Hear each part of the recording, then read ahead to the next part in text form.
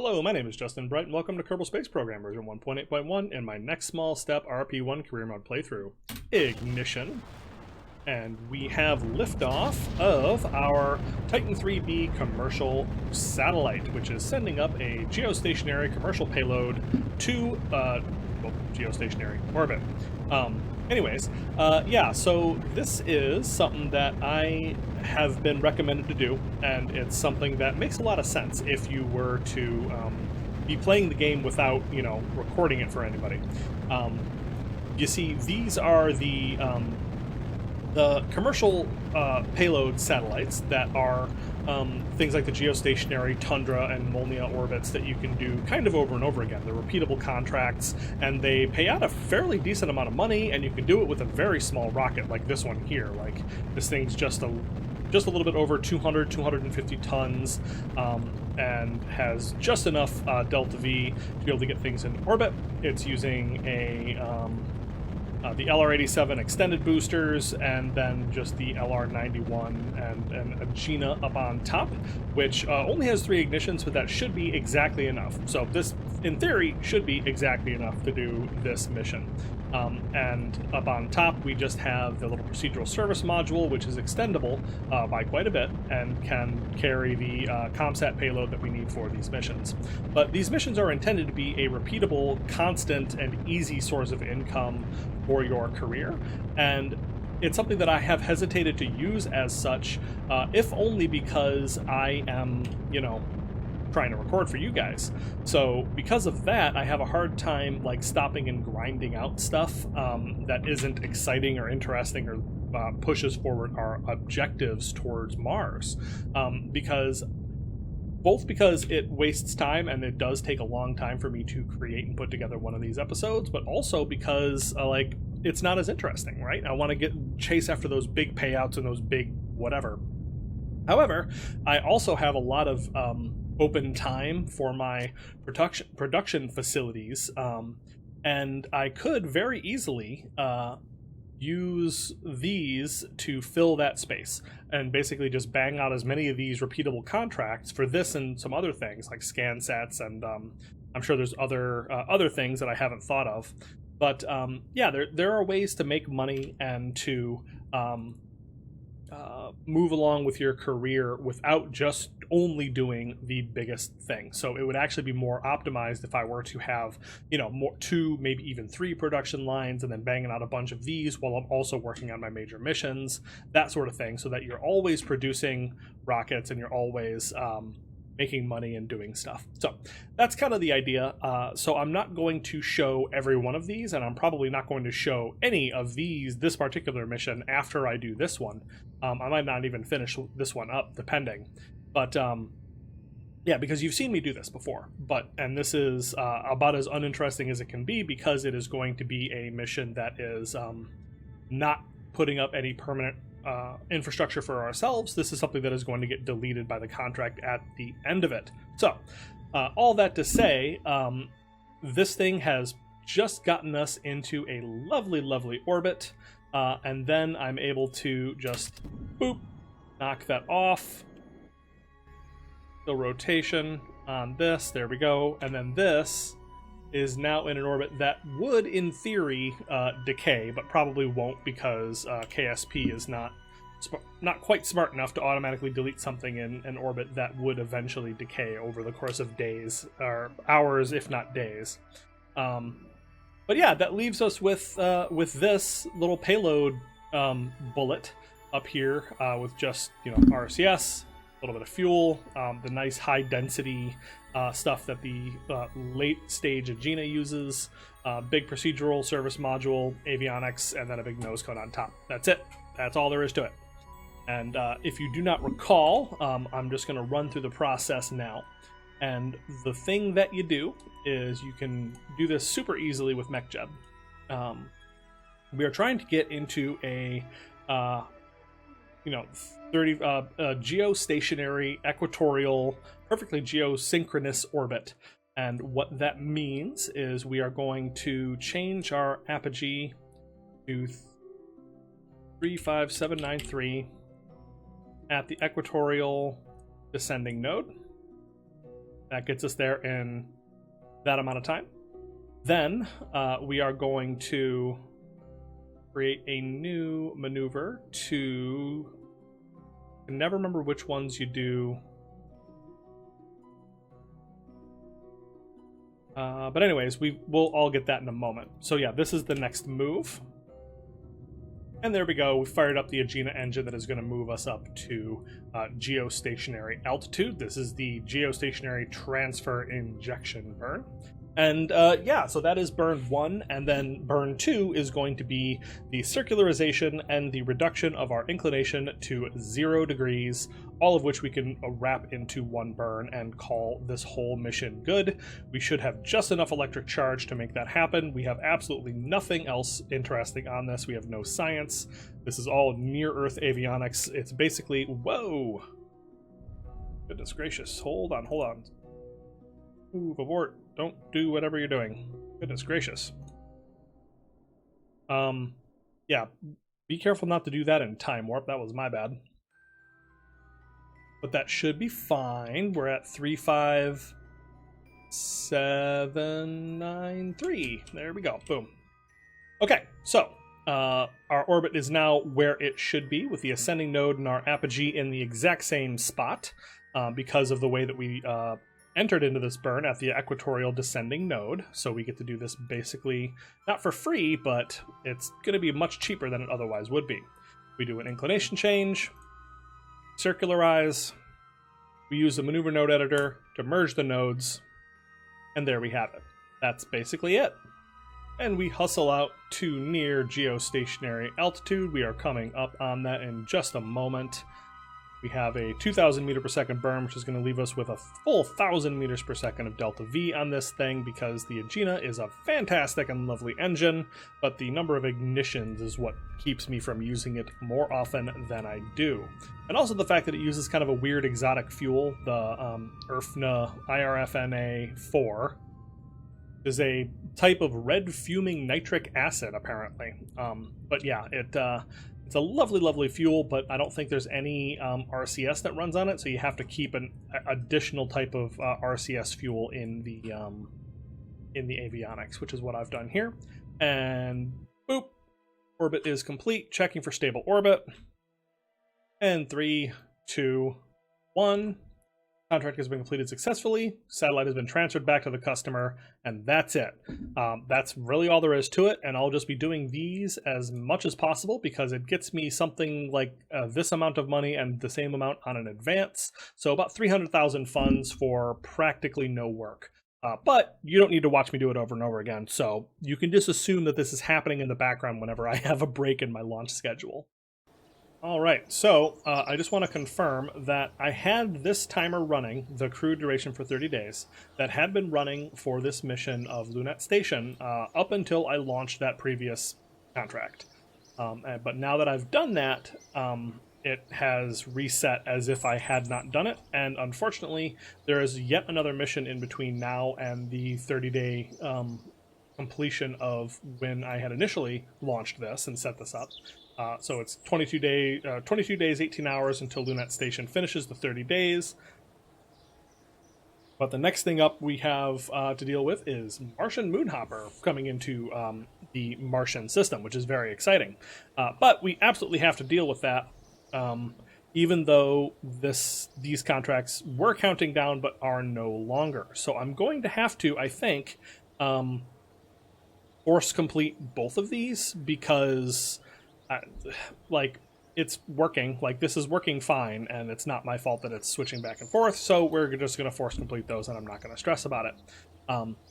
The way I have finally managed to turn off enough stuff on the Apollo module that is attached to Lunette Station that we only have to use a little bit of one of the fuel cells on board. So you can see that we are using the solar panels fully, and then we are using 0.143 of the fuel cell. So that's something like 20% of the maximum output of 0.75, which is fantastic because that means that our liquid hydrogen and liquid oxygen stores are going to last about 180 days at this rate, which we don't need to worry about lasting for 180 days. We have to worry about what we're going to have left at the end of the 30 days so that we have 5 days left to make it back home to Earth. So, but right now, all these numbers are looking fantastic. We have like almost 300 days worth of, we have more than 300 days of food, perpetual water because we are running the fuel cell. That is a fun little addition there. Plenty of oxygen that we are Actually, we're not getting any additional from the, doesn't look like we are actually turning oxygen into... Oh yeah, it looks like neither of my Lox to Gox converters are working. I can just turn one of those on real quick. And that does drop our liquid oxygen numbers down to 58 days worth because we are burning a whole bunch to increase our oxygen stores. But that's fine. Like, that should not be a big deal. I'll keep an eye on this, but that shouldn't affect the longevity of this mission on the way back. Nitrogen, we have 287 days. We are using the nitrogen pressure controller on the Lunette station, and then lithium hydroxide for carbon dioxide scrubbing all seems to be working just fine. And then this is resources for the fuel cell and Lox to Gox converter, respectively. So yeah, there we go.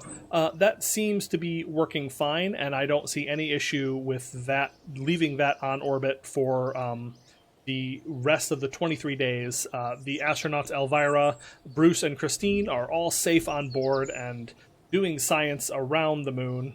There's not really actually any science for them to do, I don't think. But if there was, they would do it. Like, they have their crew report ready to go. So, so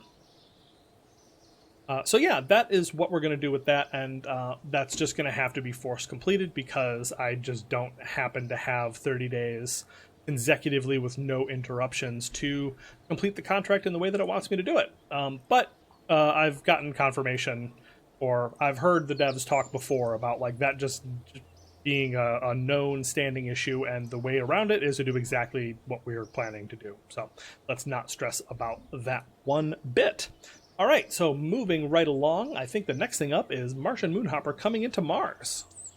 All right, we are about 10 days away from our target coming in around Mars. So what we're going to do is we are going to enter into the system fairly low, and you'll see, look at this, I am actually coming in correctly this time, prograde around the orbit, not coming in retrograde for once.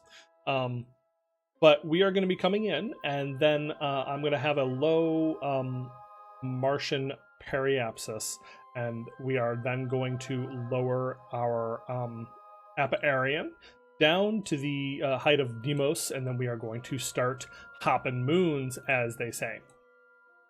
They don't say that. I say that.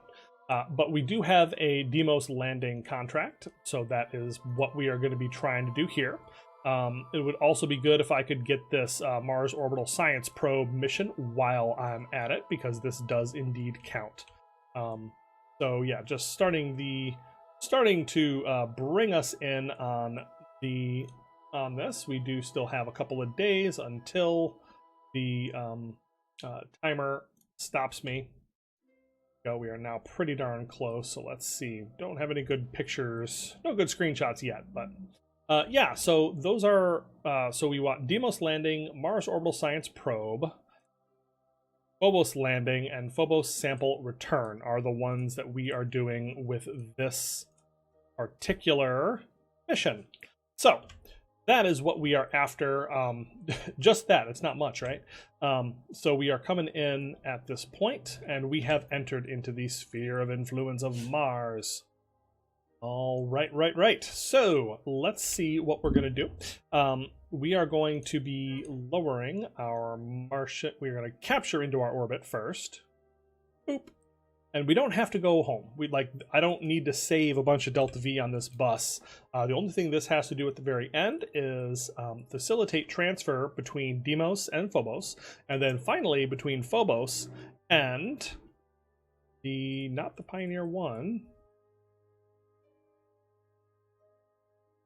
Mars Exploration System, which right now is just above the orbit, actually in kind of a weird way, in a very similar orbit to Deimos, but we will be getting back from that at some point. So yeah, I'm gonna have to figure out how to have them meet up in the future, but for now, right now, all we have to do is get to this ish orbit so that we can meet up with Deimos. We're gonna set that as target, and we're gonna see how close we are or aren't. Actually, not too terrible, really. That's actually like super close. Anyways, not a big deal for us to make this on the very first pass. We can adjust our orbit as we go through, because we are using the big ol' AJ-10 Advanced because it has as many ignitions as I need it to. So what we'll probably do is I'm going to capture into this orbit, and then we will match our target's inclination. Or let's see, what if I wanted to, says I have no idea what you're talking about, you're in a hyperbolic orbit. That seems fairly reasonable. So anyways, we'll deal with that once we get into our capture into this orbit. It would probably be easy. It'd probably be cheaper if I was able to do both these things at once, but I'm also just not super stressed about it. We're not in a huge hurry to get this done, is what I'm saying, because we have 239 days to do science. So we're going to be able to do probably one set of landed science on Deimos and one set of landed science on Phobos, and then we're going to meet up and then send off our physical samples, and then I can just bounce around and get as much science as I possibly can. Because a lot of these science experiments take 90 days is where that math is coming from. So yeah, that's kind of what the plan is, so let's get down to it. All right, and so as we are coming in, it's also time for us to take a look at the science we can do. Because there's a lot of good stuff like image spectrometry, infrared radiometry, etc., etc., etc. So let's just make sure all of our science experiments are running. Okay, yep, it's good. Everything except for orbital perturbation, which requires a little bit of a funky orbit, or it requires an orbit period, first of all. But yeah, so that is getting some of that science done first and foremost while we start heading in. All right, gorgeous Mars. As we come down, getting ready to fire up one of our older version AJ-10 models, but it's just not quite as humongous as the as the latest version that is used on Apollo. So we have a good ignition, and we are on our way to start doing science around Mars once again with the new full suite of science experiments.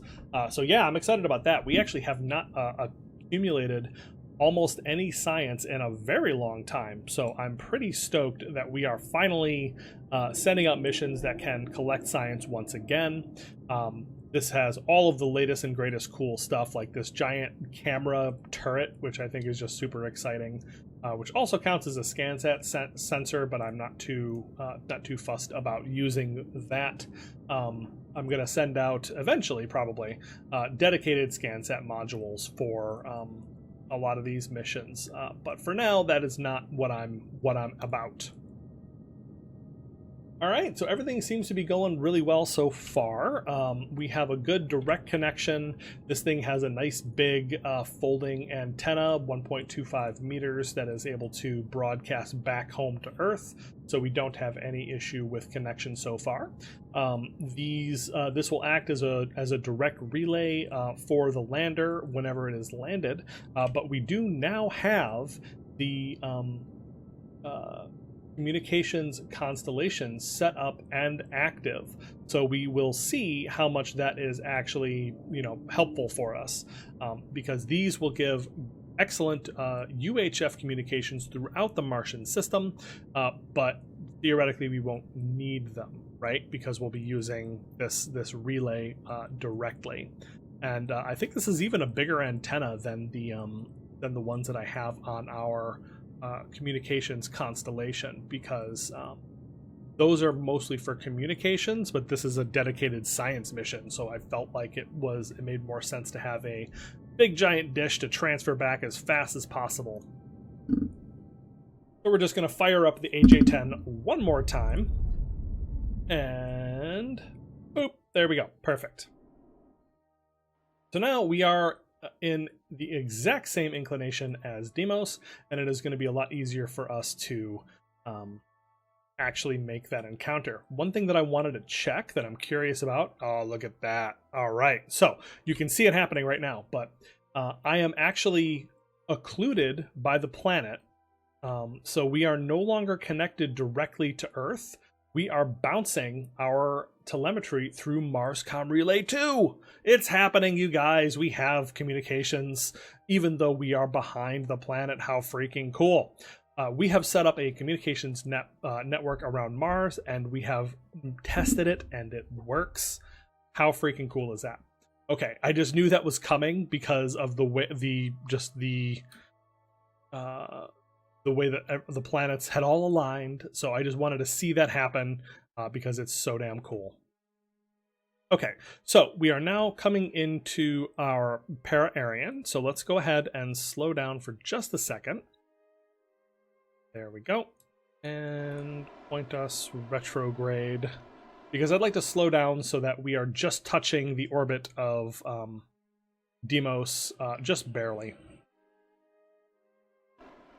Because it looks like we are just missing our target at this point.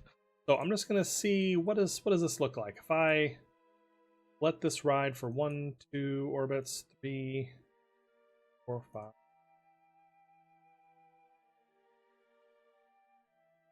Days and days goes by.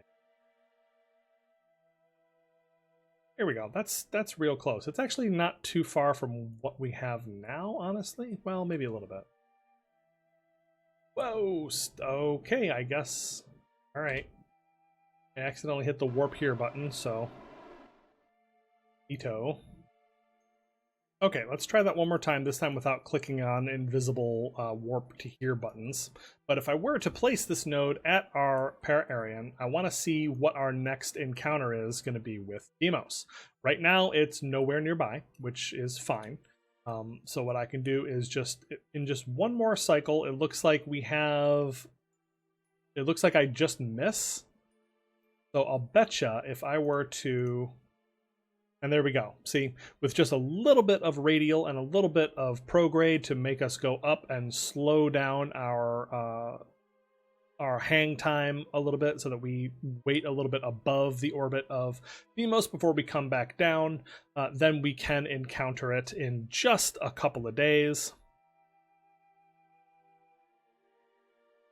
I don't think it actually matters what that encounter looks like on here, as I recall.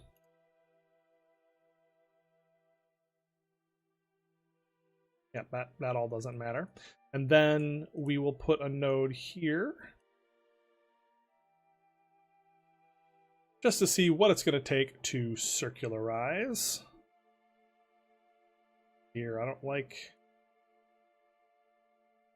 I'm not actually doing anything. Oh, and whips around the other way. Okay. Okay, so there we go.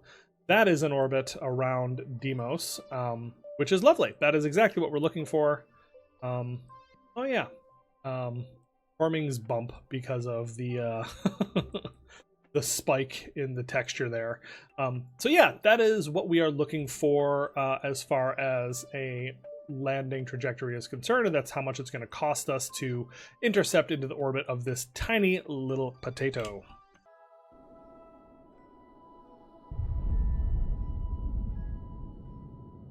All right, so we have just finished up our final injection burn that is going to bring us to Deimos, and we have lost it entirely, of course, but that is fine.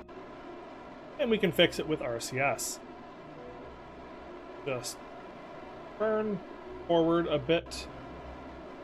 Not sure how I got that quite as wrong as I did, but that is not that much of a problem. And here we go. Encounter.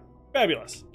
We'll just bring that in a little bit close because it is a very small sphere of influence. And we'll be entering at 22, 43, 9 to 45, 12. So yeah, this close gets us about a minute and a half of a... a minute and a half inside the sphere of influence, which is not like super great, but it's doable.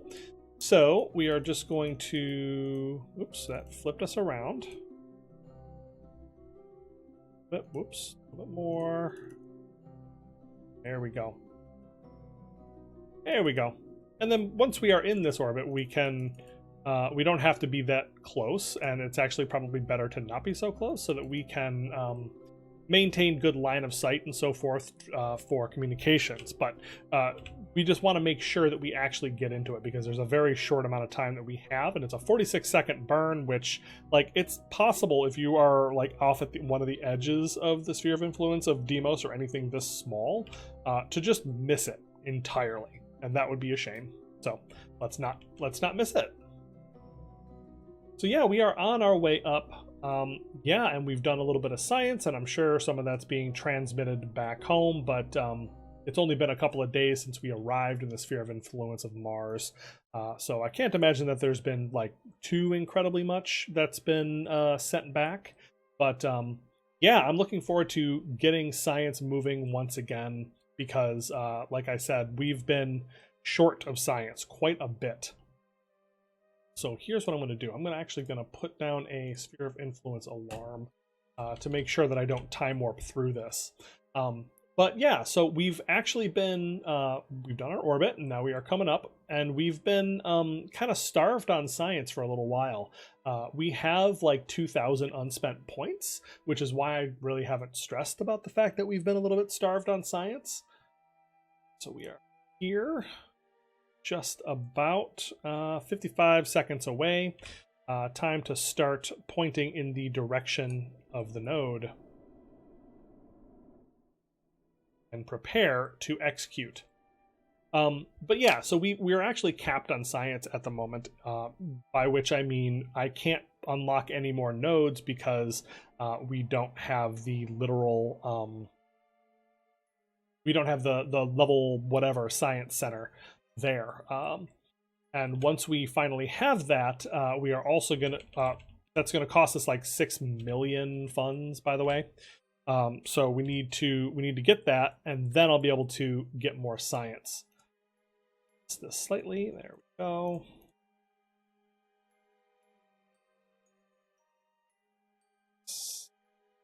Just plan for that. That's good. And execute the node.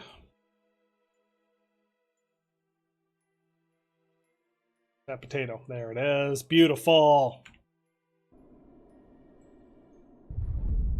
And we fire up the AJ-10 as we begin inserting into orbit around Deimos, one of the moons of Mars, the smaller of the two, and prepare to do the science to it. As you can see that our science has all fired up once again. But yeah, it's not actually going to do me much good as far as getting unlocks is concerned, but it is going to get us free KCT upgrade points every 20, I think. And so there's a lot of science on offer for that, and that is going to be very helpful. But mostly this is for the future, and also for KCT upgrade points is what this is for. Because like I said, while we are capped, I need 6 million funds to unlock the Science Center. But once we do that, we will be able to begin doing science once again. Okay, so we are just about there, and I'm just going to bring the orbit down a little bit. Show my... Okay, that's fine. I'm going to leave it at 30, and this is good. This is fabulous. We don't need to do a whole bunch of biome hopping, and we're not going to do it until we get back to Phobos, I think. And I might, like, try to come back here on... No, I'm not going to have the Delta V to come back here, I don't think. So, yeah, it's actually going to be a little challenging to make this final transfer, but let's do what we can for now, okay? So I'm going to point the orbiting bus towards the sun so that we have maximum recharge on those panels. That is just fabulous. All right, so that I can just lock in and have that stay put just like that. Fantastic.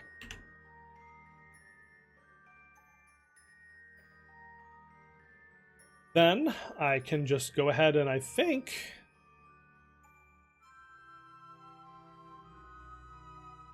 control from the lander. Make sure it has fuel and electric charge and everything else that it needs. Avionics is on, all that other stuff. This thing is still doing science, and we are going to decouple the node.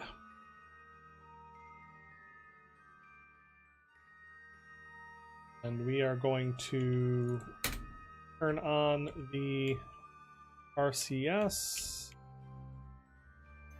staging, but it's not actually doing anything. See if I can turn on manually.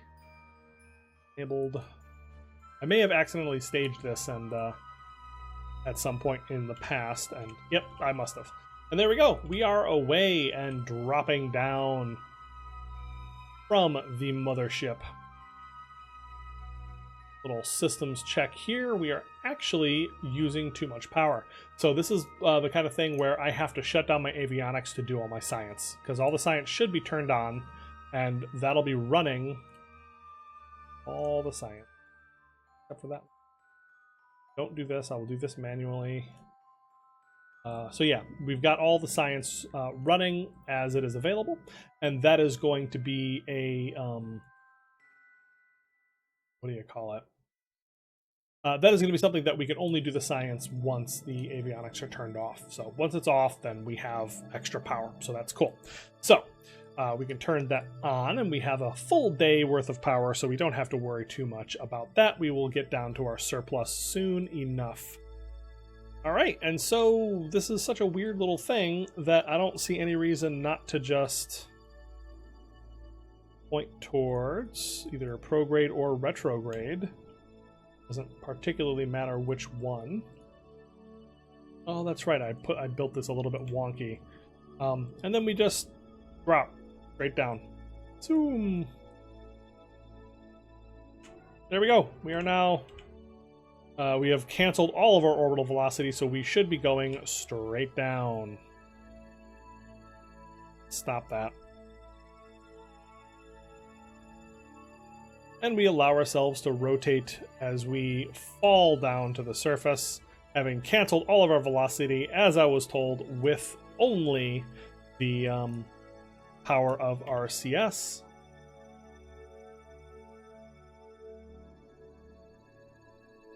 Flip this thing around so that we will be stable when we come closer to the surface.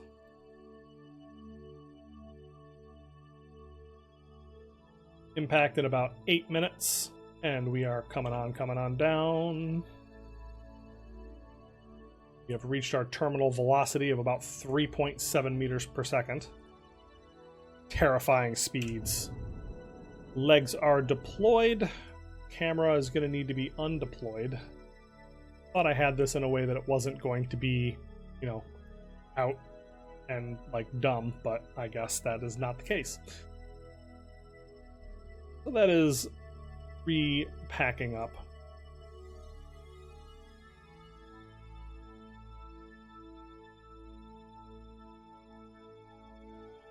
All right, we are coming on down. Doesn't really matter where we go. We have not done any of these new experiments on the any of these places, so that is not a big deal.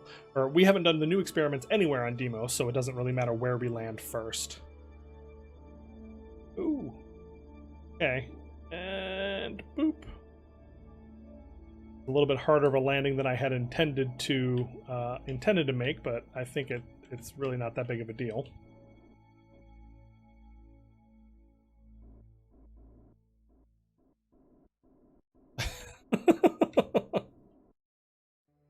All right, I need to how to do that. Push this way, cancel that velocity, point ourselves up. Going to need to rotate around so that we're not bashing the magnetometer on the ground as much.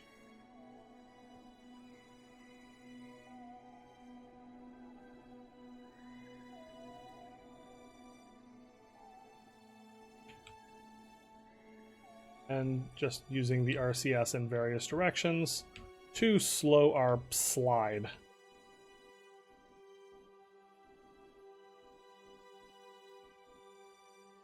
And there we go. We are touched down and landed and doing science on Deimos. And that was a very silly landing, but it was a landing. Gosh darn it. But yeah, let's begin doing all this science. We've got about 90 days of these two, 91 days each for the magnetic scan 3 and the mass spectrometry. So we're going to do that. And we are going to... Rotating? Stop rotating.